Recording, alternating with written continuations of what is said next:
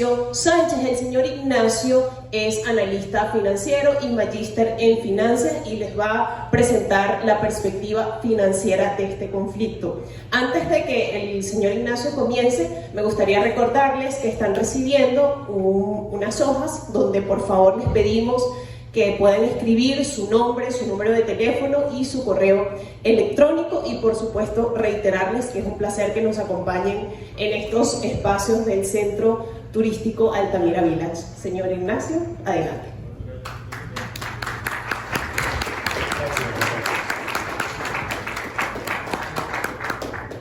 Buenas tardes a todos, gracias por estar aquí. Agradecer a nuestro querido embajador, maestro Julio César Pineda, por ese excelente recorrido histórico de lo que ha sido este conflicto, que como nosotros bien acabamos de ver, no es algo que nació en marzo del año 2022. O sea, el entretejido histórico nos ha llevado a desembocar en todo lo que estamos viviendo en el día de hoy.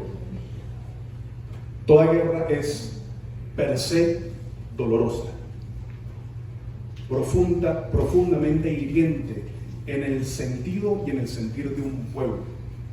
Implica ver naciones destruidas, ¿no? Y es el pueblo el que sufre las peores consecuencias. Mi nombre es Ignacio Sánchez, ya me hicieron una introducción. Aquí tienen mis redes sociales a través de las cuales pueden conseguirme, la página web y mi número y mi correo, si bien gustan seguir profundizando este tema, porque lo que vamos a hacer el día de hoy es hacer un abordaje desde el punto de vista financiero, antecedentes, guerra, conflicto y lo que pudiésemos esperar en un futuro con todo lo que ha ocurrido, ¿no? Todo nuevo orden mundial implica un nuevo orden financiero y es básicamente lo que yo les voy a exponer en la tarde de hoy, explicarles qué es lo que ha pasado con el sistema financiero una vez que estalla la guerra entre Rusia y Ucrania y cómo nosotros podemos vernos favorecidos o desfavorecidos del mismo. Recuerden que las finanzas hablan del movimiento de los flujos económicos, cómo ingresa el dinero, cómo sale el dinero de una nación, de un bloque regional, de un país y de nuestras vidas. ¿Qué ha pasado con el dinero? Bien, para poder entender cómo se ha movilizado el dinero en la humanidad, los flujos y factores económicos y financieros, es necesario entender esto: que hay dos grandes ejes de poder hegemónico que están peleando el control financiero de la humanidad. Por un lado tenemos, como bien ya expuso el embajador, un bloque naciente de la mano de Rusia, China a la cabeza del bloque, Rusia como gran poder armamentístico, si pudiéramos bien decirlo así, pero también entendiendo que Irán, Turquía e India hacen un bloque regional que cada vez se está abriendo paso a paso en la humanidad. Vamos a llamarlo el eje oriental, y por este lado tenemos el eje occidental, en donde tenemos a la Unión Europea, la gran perdedora de este proceso, a los Estados Unidos y un poco Gran Bretaña, que recordemos que es un eje occidental que viene actuando de una manera, pero del otro lado tenemos a un eje hegemónico aprovechando todos los tropiezos que se han generado desde este lado de la humanidad. Andrés, por favor. Sí, hay una tesis, incluso en Brújula Internacional tenemos 4 años analizándolo con el embajador. Hay una tesis que yo la apoyo bastante, de que China se está abriendo cada vez paso en la humanidad para erigirse como la gran potencia de la humanidad. Antes se decía que cerca del 2020, 2030, 2060, no, ya estamos a las puertas de ver un gran poder que está ejerciendo cada vez más un control financiero, comercial, económico en toda la humanidad y apoyado por grandes aliados que los acabamos de mencionar. Entonces fíjense, sí, ¿cómo vamos a abordar este elemento, esta tesis de la Tercera Guerra Mundial? Bueno, como una guerra de recursos y de sistemas financieros, que es lo que vamos a repasar a continuación. 3 antecedentes importantes: COVID, Afganistán y el balance de la Reserva Federal. Con el COVID tenemos un incremento, ahí lo podemos ver en el histograma en rojo, lo que va a traer el impacto en la extrema pobreza que va a dejar a la humanidad. El tejido, sobre todo corporativo, que sufrió la humanidad luego del COVID, aún no hemos visto por así decirlo, el reacomodamiento del impacto que ha causado, bueno, tener una humanidad prácticamente paralizada comercialmente y corporativamente durante 2 años, que ese fue el intento de los bancos federales de incentivar la economía con su famosa flexibilización cuantitativa, que nos ha traído grandes problemas al día de hoy. Fíjense que a lo largo de los últimos 20 años no habíamos tenido un retroceso en cuanto a índices de extrema pobreza, y el COVID vino a presentarnos datos alarmantes. Además de eso, podemos ver también cómo la extrema pobreza va a alcanzar 750 millones, el COVID ha dejado 750 millones de personas pobres, símbolos que no se veían desde antes del 2015. O sea, una paralización de la humanidad tremendamente preocupante, que ha traído graves problemas de inflación y de recesión. Ahora estamos viviendo la inflación mundial, pero que va a dar paso en la segunda mitad de este año y en los años venideros a un problema de recesión global. Ahora el COVID, fíjense esta gráfica, esto es una dispersión, una regresión lineal, y aquí lo que podemos observar un poco para entenderlo, esta gráfica nos dice la capacidad que tienen los países junto con las políticas monetarias que puedan dictar sus bancos centrales para poder salir de la crisis, pero va a dejar una sensibilidad financiera y comercial terrible, en tanto que cada logro que se dé puede tener una repercusión. Fíjense que la misma cantidad de datos, o por así decirlo, para entenderlo en términos sencillos, la misma capacidad que se tiene para crear expectativas de trabajo, negocios y empleo, la tenemos a la baja en incertidumbre y desempleo. O sea, vamos a vivir unos años delicados. Estamos hablando de repercusiones que dejó el COVID, ¿no? Un escenario bastante preocupante, que a ello se suma un elemento que lo acaba de expresar nuestro estimado embajador, que fue el acontecimiento de Afganistán. Pero yo les voy a decir por qué al día de hoy es tan importante evaluar el hecho de lo que ocurrió con Afganistán y la precipitada y torpe salida que tuvieron los Estados Unidos de Afganistán como tal. Primero, Afganistán produce 1.4 millones de toneladas de elementos conocidos como tierras raras. ¿Qué son las tierras raras? En donde quizás no se puedan cultivar papas, tomates, frutas, pero son ricas en la producción de lantano, cerio, neodimio y litio, que son los recursos ideales para la alta procesación tecnológica. ¿Cuál fue el país que se hizo aliado a Afganistán una vez salidas las tropas norteamericanas? Rusia. No, China. ¿Cuál es el país que tiene la capacidad de procesar esos recursos?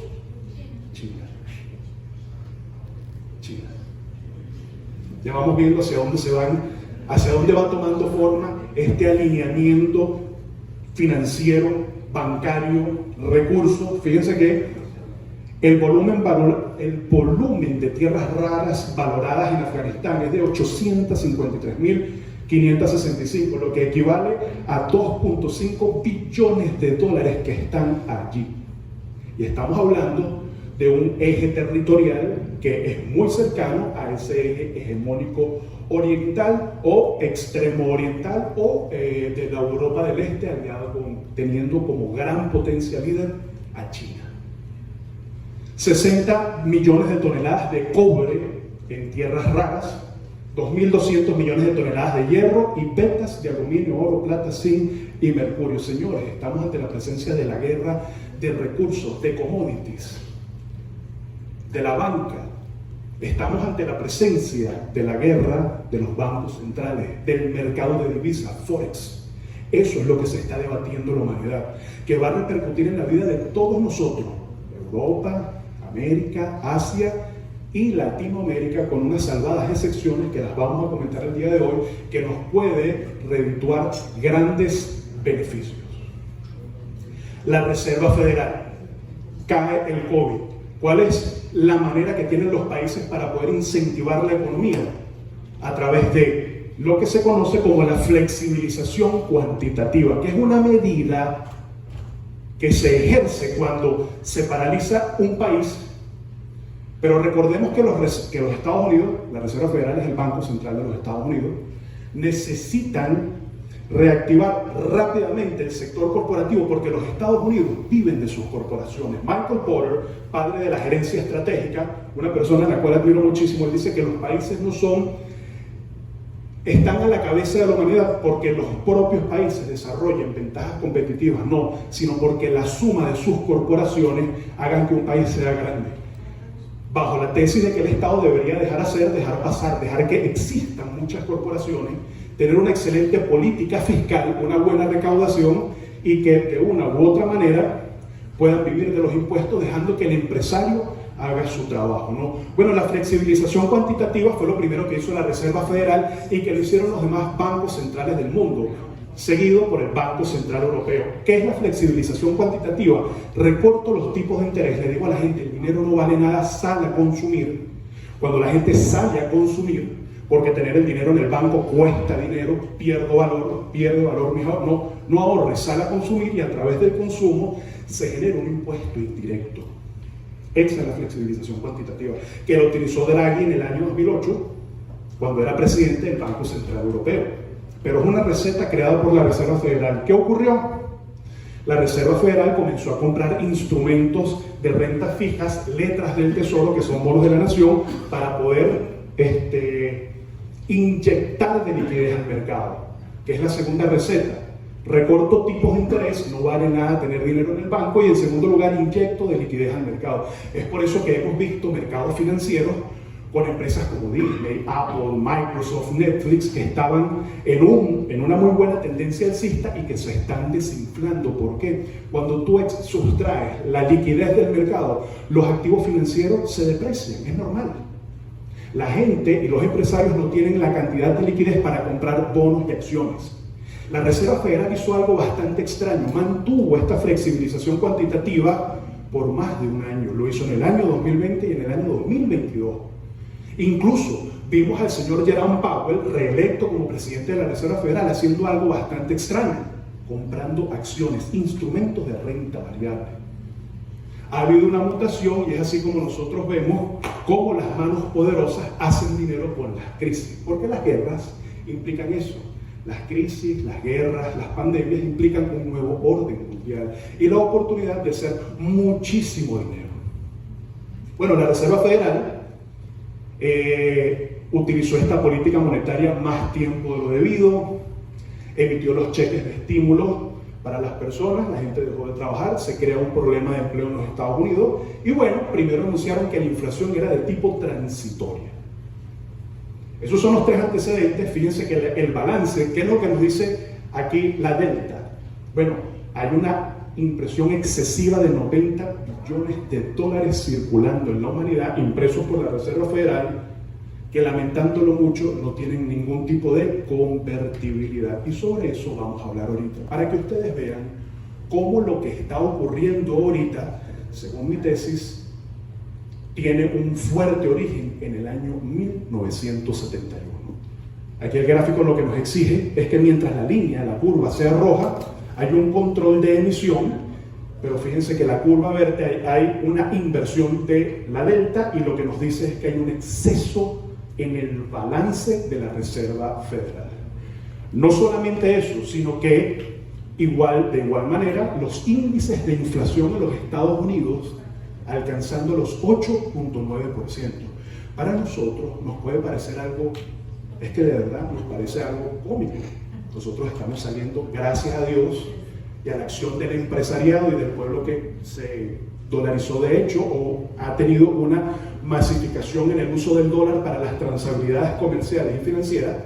Nosotros hemos logrado salir de la hiperinflación, pero todavía estamos en aguas de la inflación. Ahora nosotros... Y ahí es un tema en el cual no vamos a entrar porque daría lugar a un debate, pero para un país, un debate innecesario, pero para un país como los Estados Unidos tener 8.9% de inflación es grave.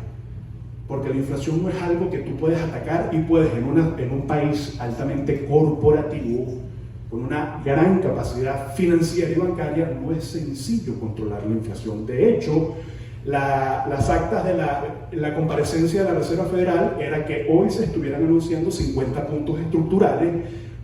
Se dieron cuenta de que la inflación se le salió de las manos a los Estados Unidos, sobre todo a Jerome Powell, presidente de la Reserva Federal, con este tipo de políticas monetarias, y ahora va a venir un agresivo aumento en los tipos de interés. Aunado a la crisis pre-COVID y la guerra, eso se traduce en una cosa: están dispuestos a llevar a los Estados Unidos a una recesión con tal de controlar la inflación. Son dos cosas diferentes. Europa también, pero el Banco Central Europeo hizo algo bastante cómico para que ustedes vean cómo a través de las guerras se hace mucho dinero. Anuncian un aumento de tipos de interés para mayo, entre la primera y la segunda semana de mayo, pero la última semana de abril fueron a comprar agresivamente instrumentos de renta fija. Inaudito.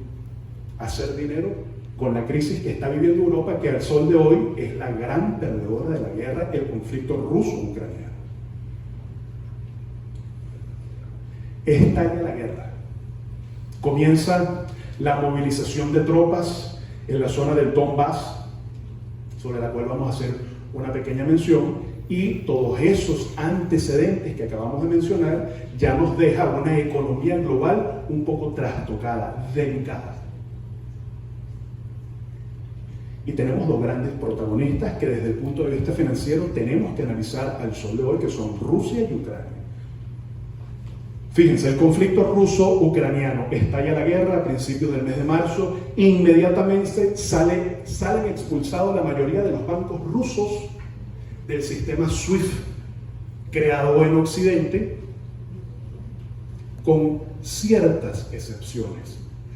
El Sberbank y el Gazprombank, porque son los bancos a través de los cuales Europa paga el gas licuado que tanto necesita, que es proveído ¿por quién? Por Rusia. Volatilidad de los recursos y de los commodities. Estalla la guerra y automáticamente toda guerra hace que los recursos sean muy apreciados, la tasa de demanda se dispare, por así decirlo, en tanto que el petróleo, el gas licuado y el níquel, que ¿quién es el gran productor y exportador de níquel del mundo? China. Se volatiliza. Ahí hay un tema bastante interesante, porque el poder de China es tan grande que en la Cámara de Compensación de Materias Primas de Londres entra la guerra y hacen una prohibición de que se puedan abrir contratos de futuro, que son contratos derivativos, que se utilizan como métodos de cobertura. Cuando sale China y hace una emisión de níquel, no pudieron, fíjense, cuando yo vendo un producto, vendo níquel, vendo aluminio, y inmediatamente voy masivamente como Estado a abrir cortos, a abrir operaciones contrarias, es decir, tratando de aprovechar si llega a caer el precio para garantizarme un precio, para garantizar el precio de salida. Son estrategias de ingeniería financiera, ¿no? La Cámara de Recursos y Commodities de Londres le hace la prohibición a China, a Hong Kong. Hong Kong llama a China, y China tiene una reunión las 24 horas en Londres con los representantes de la Cámara de Commodities de Londres, y obligaron a liberar todas las prohibiciones de ejercer cualquier tipo de acción con contratos derivativos. Señores, el poder que tiene China en la humanidad es fuerte. El gran protagonista y para mí el gran beneficiado de todo esto. Prohibición de compra de petróleo ruso es una sanción más política que necesaria, pero que se hace, fíjense, sin consultarle al señor Jerome Powell, que tiene que aumentar tipos de interés, pero que irreductiblemente va a llevar a los Estados Unidos a una recesión que se va a ver sostenida entre el año 2024, 2025 y 2026. Son acciones políticas que se toman, por ejemplo, en este caso, desconociendo la opinión del hombre más poderoso en el mundo de la finanza, el presidente de la Reserva Federal. ¿Qué trae eso? Bueno, aumento agresivo de los tipos de interés. Tiene que seguir con la política de reducir la inflación en los Estados Unidos por temas acaecidos antes del conflicto ruso-ucraniano, y obligado a reducir el balance de la Reserva Federal en plena crisis. ¿Qué es lo que va a hacer la Reserva Federal? No inyecta de liquidez al mercado, sino que lo sustrae. Y esos instrumentos, esas letras de tesoro que van a salir a rescatar y van a comprar, no las van a reinvertir, van a dejar que mueran esos instrumentos dentro de la Reserva Federal. Pero es que lo tienen que hacer porque si no entrarían en una espiral inflacionaria terrible que va a pudiera traer un costo político que, visto desde el punto de vista político, ha beneficiado mucho al señor Donald Trump, que ha salido a criticar al señor Joe Biden. Esos desaciertos políticos en los Estados Unidos le ha salido un poco caro en los últimos meses, dado el escenario que estamos analizando, ¿no? Bueno, ocurre otro acontecimiento, cae el rublo, y el señor Putin hizo algo inteligente, ancló al rublo al patrón oro. ¡Wow! Señores, esto que estamos viviendo estaba premeditado. Para que el control financiero pasara del eje occidental al eje oriental, una guerra era necesaria. Y esta guerra se traduce como: yo ahora tengo el control financiero, no dependo de ti, porque yo tengo el control de los recursos materiales. Lo que vamos a analizar ahora. Ucrania, vamos a hablar, análisis financiero, un poco de datos de la guerra, que nos ha traído la guerra. Bueno, yo no sé si eso está actualizado, creo que son casi recepción de 4 millones de refugiados ucranianos en Polonia. Alemania, segundo comprador de gas natural, señores. El gran perdedor de todo esto era Alemania, que con el Nord Stream 2 iba a convertirse en la potencia más desarrollada de todo el eje occidental. Iba a pasar a ser un gran país, con todo el gas licuado que iba a recibir a descuento de parte de Rusia, y todo eso se vio cancelado. Número de empresas rusas afectadas por las sanciones, 519. Bueno, impacto energético, vemos ahora cómo el petróleo, producto de la guerra, tan apreciado, sube en cotización por encima de los $100. Porcentaje de gas exportado de la Unión Europea desde Rusia, el 50% del gas licuado que lo necesitan los europeos. Recuerden que es un país que está altamente industrializado, que tiene que combatir el frío en invierno, y el recurso por excelencia que ya desde hace muchísimo tiempo estaba importando la Unión Europea era el gas licuado de Rusia. Cuota de producción mundial de gas ruso en un 16%, ingresos de la mayor empresa de gas natural rusa, Gazprom, 94.420 millones de dólares. El impacto también económico, bueno, el valor de la ayuda que ha recibido Ucrania, aproximadamente entre 502 millones de dólares, pudiera ser muchísimo más. Rusia, tercer país con el mayor gasto militar, como dijo el embajador, eso va a repercutir gran parte del PIB bruto de Rusia para mantener esta guerra. No resultó tan sencilla. Yo creo que nunca había sido planificado como Rusia como algo sencillo. Es una tercera guerra mundial. Bueno, quizás no veamos la guerra extendida a otros países, pero todos los países están armando militarmente a Ucrania, y Rusia se voltea ante sus socios y obtiene el gran poder financiero que lo provee en China y los demás países, sobre los cuales vamos a hablar ahorita, sobre las reservas del patrón oro, que viene a ser lo más elemental del sistema financiero, cómo ha cambiado con todo este viraje que ha dado la guerra entre Rusia y Ucrania. Ahora fíjense esto, reforzando la tesis del embajador Julio César: número de cabezas nucleares de Rusia, 6.255 ojivas nucleares. Cuando el señor Vladimir Putin dice: me paran la rearmamentización de Ucrania, me paran el suministrar, proveer armas militares, apoyo económico, o si no, yo tengo la capacidad, como dijo el embajador, de hacer desaparecer a toda la humanidad. Ahí tiene 6.255 ojivas nucleares que solamente tiene Rusia. Y el porcentaje de PIB ucraniano invertido en gasto militar, el 4.13%, que es muy parecido, porque Rusia ha invertido un porcentaje que es elevado, un 4.26% del PIB invertido en la guerra es elevado. Pero son países que están ahorita ante las disyuntivas de invertir constantemente en una guerra que, desde mi tesis, los invito a mi canal de YouTube para que puedan ver todos estos análisis de una manera un poco más pausada, una guerra que se va a postergar. Es más, yo creo que Ucrania, lo he conversado con el embajador, se va a convertir en una especie de Berlín de la Segunda Guerra Mundial, una especie de Corea, mitad controlada por Rusia, ya está controlada por Rusia, y mitad por una injerencia de la OTAN. Bueno, no vamos a hablar de las repercusiones que ya tocó el embajador, pero ¿por qué se motivó desde el punto de vista geopolítico la guerra? Sigamos con nuestro análisis financiero. Ahora, ¿qué pasa con Ucrania? Ucrania sigue exportando cereales, una capacidad de exportación de 163.000 toneladas solo en el mes de abril.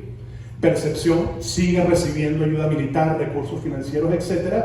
Y la región del Donbass, que la va a perder, que era el bastión, por así decirlo, del orgullo de la Unión Soviética. ¿Por qué?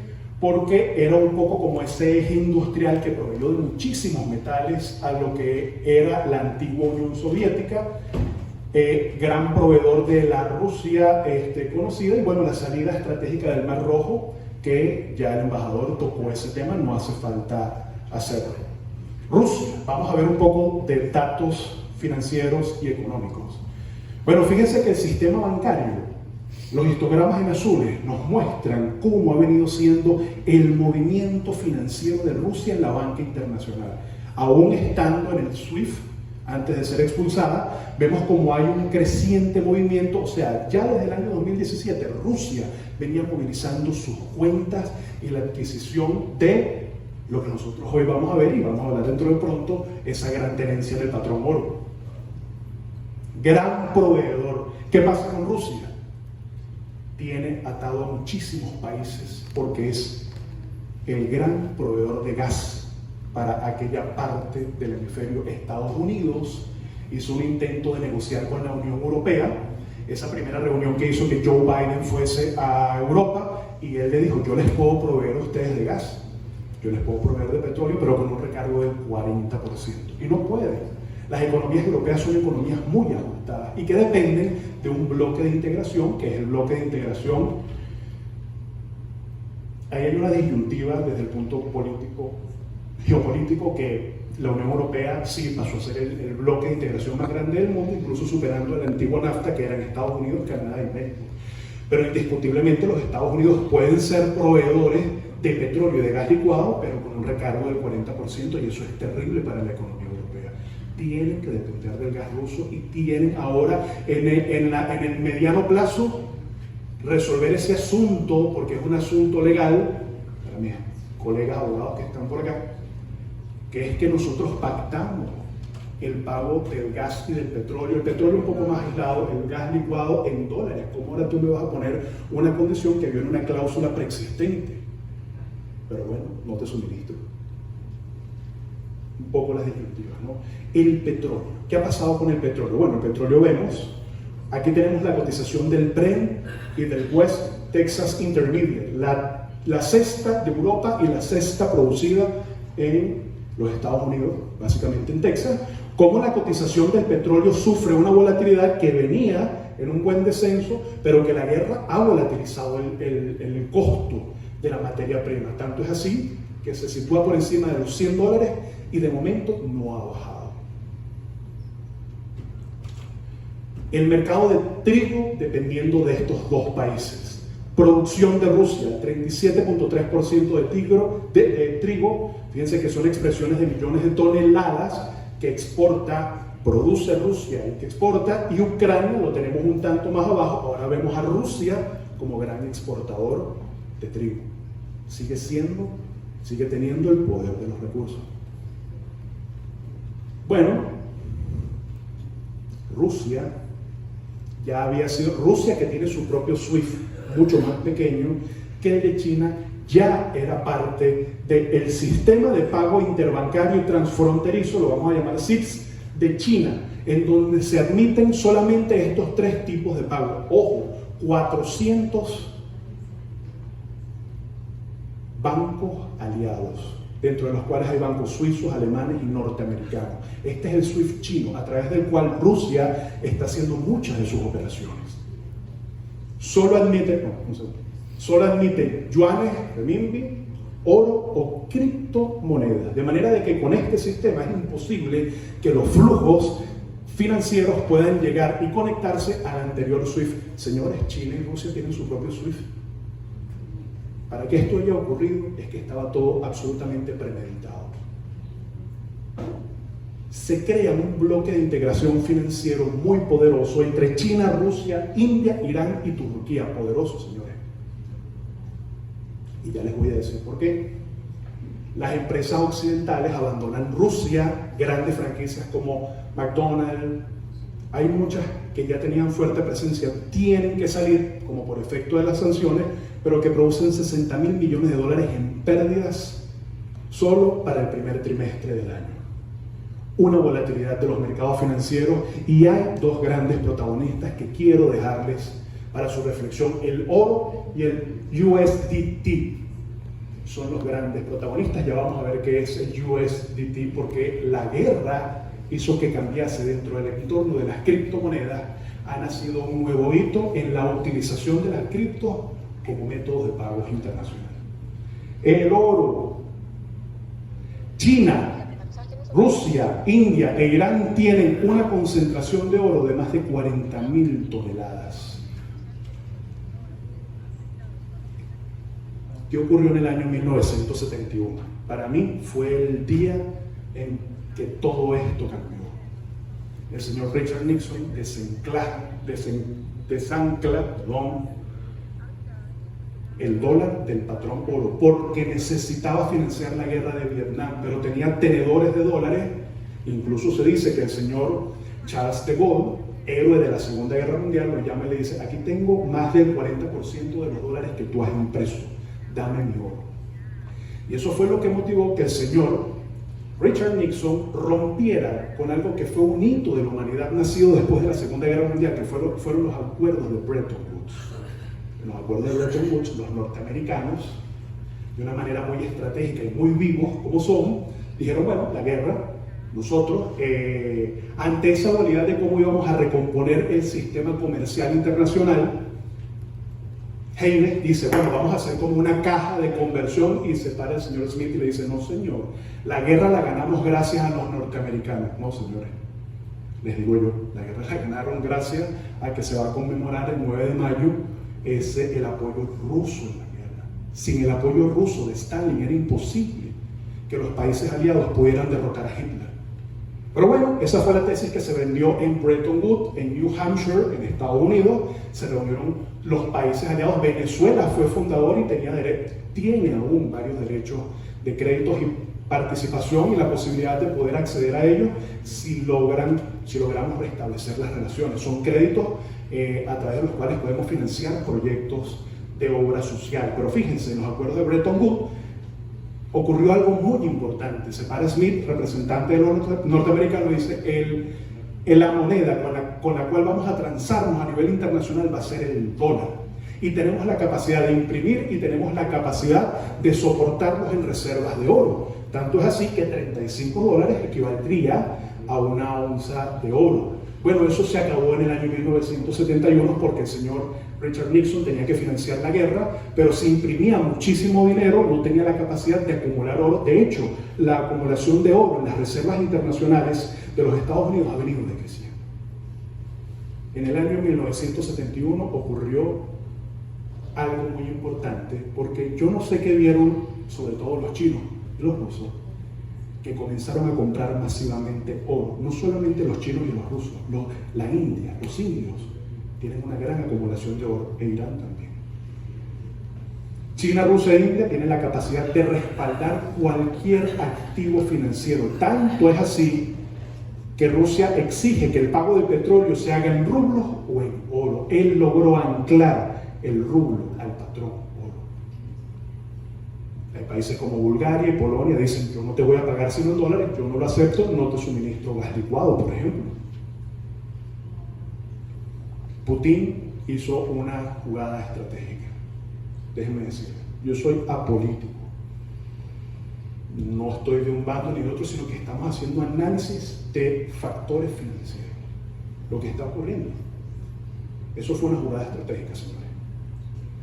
Porque el rublo, que había bajado en la cotización frente al par dólar-rublo, con esta decisión, cuando él anuncia: o me pagan mis recursos en rublos o en oro, lo ancla, tanto es así que lo que le ocurra, hay una correlación altamente positiva, lo que le ocurra al oro, le ocurre al rublo. Eso fue brillante. Aquí tenemos la cotización del oro, básicamente correlacionada con el rublo. Y fíjense, ¿cuáles son los países que tienen mayor reserva de oro en el mundo? Los Estados Unidos, indiscutiblemente, Alemania, Italia, pero fíjense esto: Rusia, el bloque del eje oriental, Rusia, sumado al patrón China, a la tenencia, e India es capaz de pelearle a Estados Unidos en cuanto a tenencia de patrón oro. Siguen comprando agresivamente. Es más, estalla la guerra y ciudadanos rusos salieron a vender dólares para comprar oro y criptomonedas. Pero ya le voy a decir cuál fue la jugada con las criptomonedas.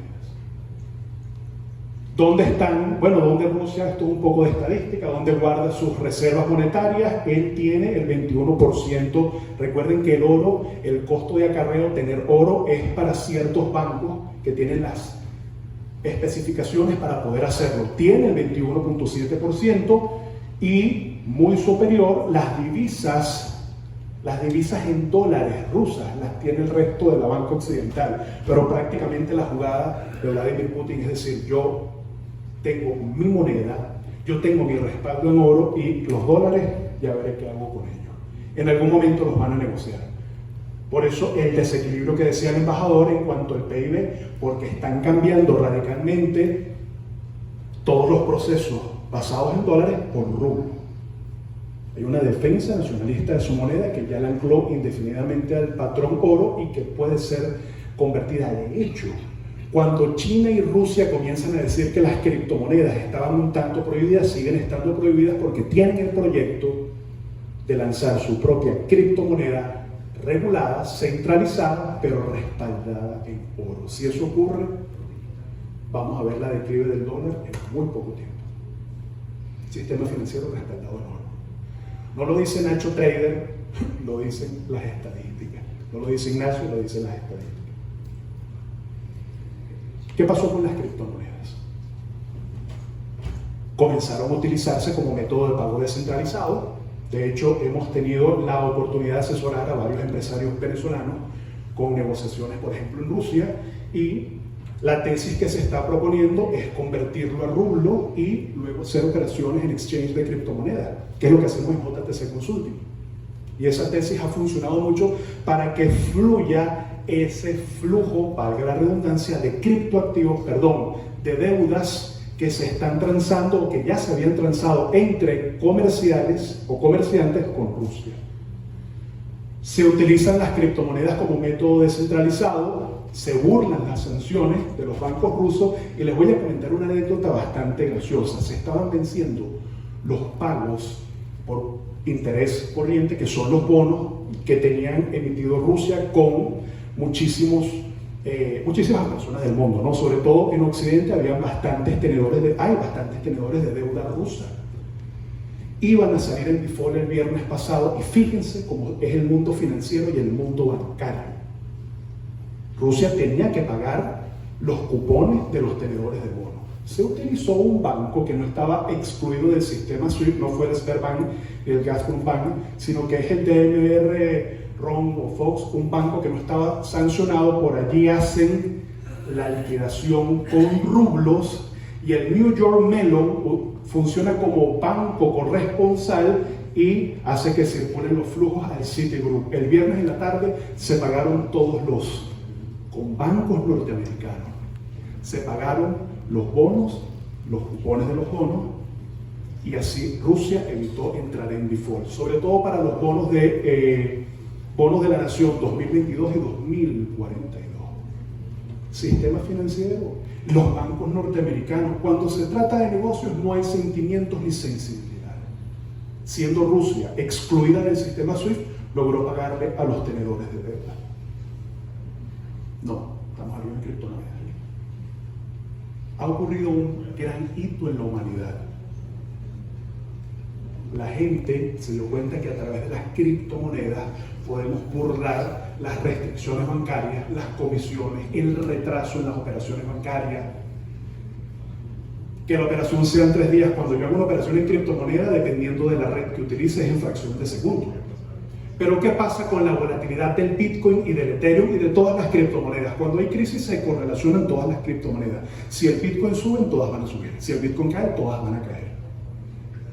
Está ocurriendo algo muy interesante, que la gente entendió que a través de los stable coins pueden hacer operaciones sin sufrir la volatilidad del Bitcoin. ¿Qué son las stable coins? Criptomonedas que replican al dólar. Siempre va a valer 1.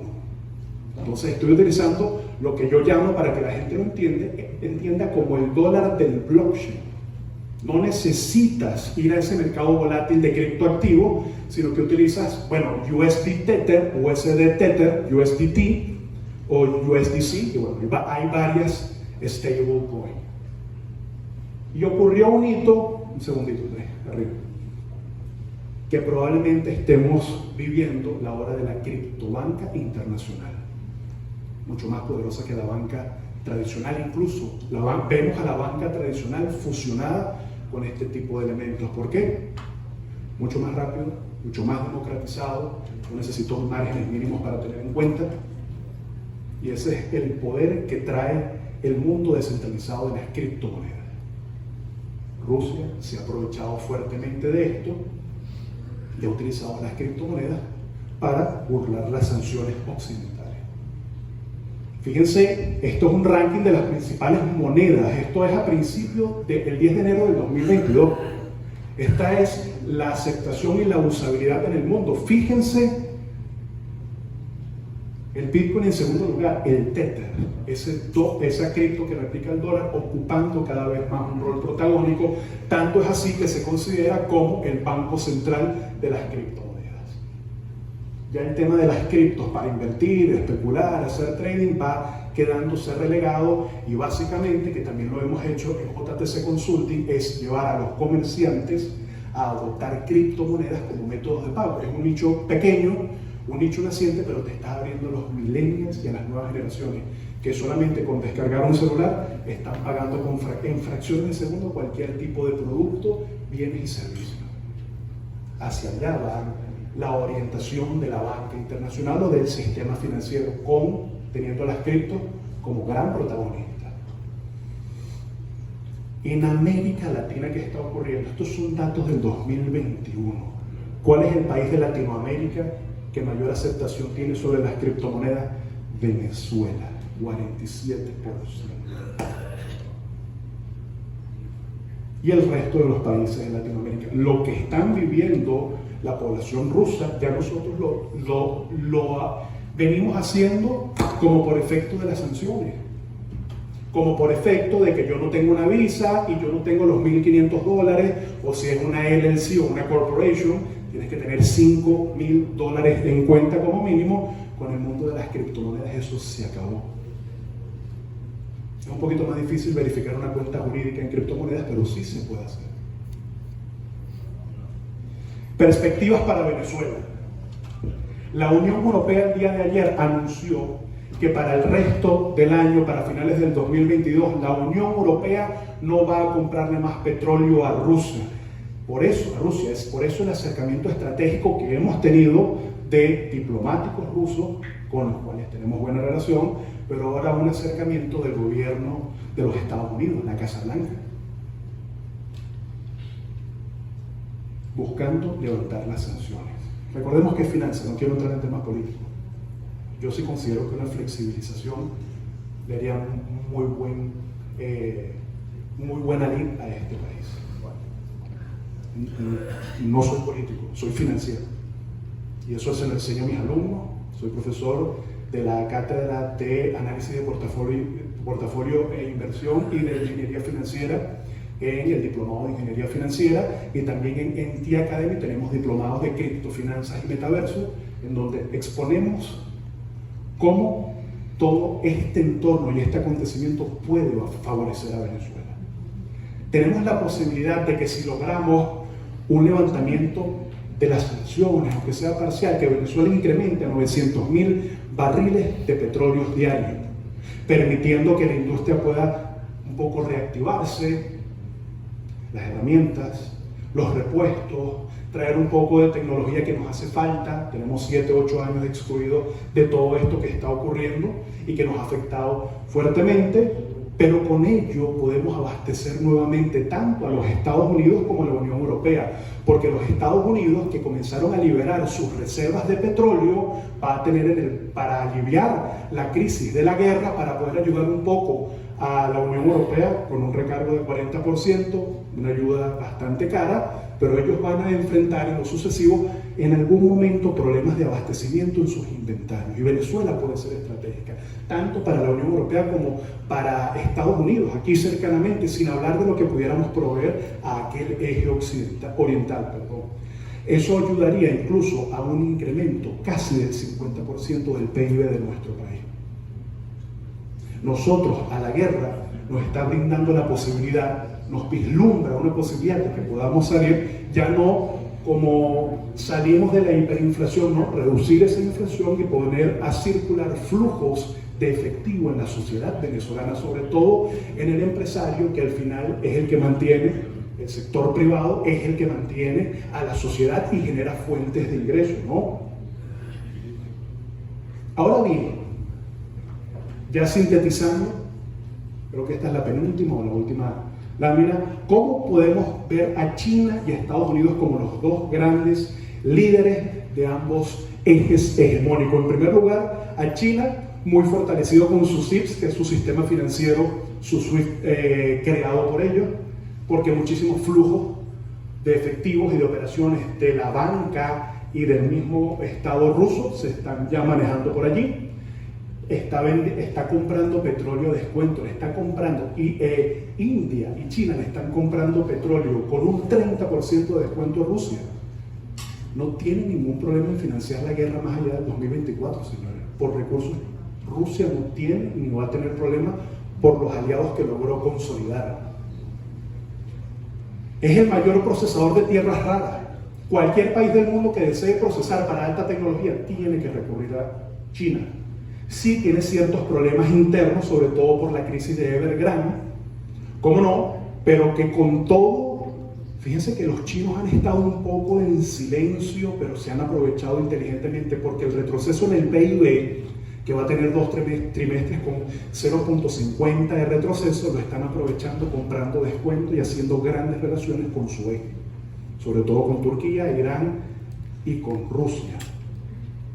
Hay un problema de control en la cadena de suministros, retroceso en las cadenas de valores globales, pero un país que está teniendo dentro de ese bloque las mayores reservas de oro. Increíble. Comprando agresivamente después del año 1971, y Estados Unidos imprimiendo sin ningún tipo de respaldo después de 1951. ¿Qué problemas puede afrontar Estados Unidos como gran líder de ese eje occidental? Problemas de inflación que está tratando de atajarlo agresivamente con aumentos de tipos de interés. Anuncian hasta 1.50% de aquí al 2024, pérdida del control de las cámaras, indecisión política, liberación de inventarios de petróleo, ya lo comenzamos, el tapering, que tienen que hacerlo obligatoriamente, que es extraer la liquidez del mercado, y eso va a hacer que los productos financieros de los mercados bursátiles se desinflen de aquí al 2024. 2 o 3 años de recesión, están dispuestos a entrar en una recesión, un desaceleramiento de la economía para bajar la inflación, y bueno, la base estructural, y sin oro en el sentido de que su estrategia internacional o bancaria o de respaldo dentro de las políticas monetarias no está ni va a estar respaldar otra vez el dólar con el patrón oro, en tanto que este bloque sí lo está haciendo. Grandes perdedores: el pueblo, los seres humanos. La Unión Europea va a depender absolutamente de Rusia en algún momento. Recuerden que no es política, son recursos. Acuérdense del gasto público y cómo los países tienen que el gasto administrarlo para poder cumplir con su plan, el presupuesto anual de la nación. Tienen que de alguna u otra manera negociar, se van a ver en la obligación de negociar el pago en rublos de parte del suministro de gas licuado. Polonia y Bulgaria dijeron: yo no te puedo pagar en rublos, es que yo no tengo la capacidad de transferirlo, tan sencillamente yo estoy alineado con el bloque de la Unión Europea y los países del eje occidental. Armenia dijo: sí, yo tengo la capacidad, yo voy a pagar en oro, y si no, pago en rublos, y si no, pago en oro. Sistema financiero internacional SWIFT, que excluye a un gran proveedor de recursos del mundo como es Rusia. Y el caso del default de la deuda soberana rusa, en caso de que la banca decida cortar ese mecanismo, otra vez están violentando o burlando, mejor dicho, las sanciones.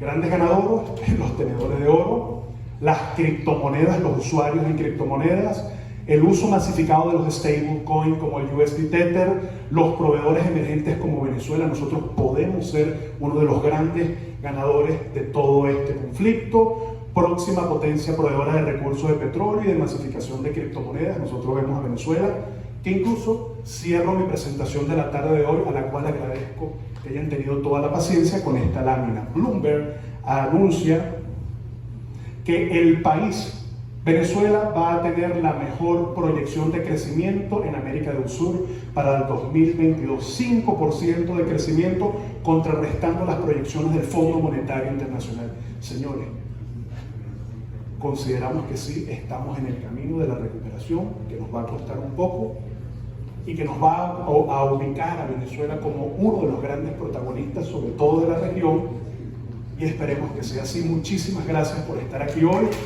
Gracias por su tiempo.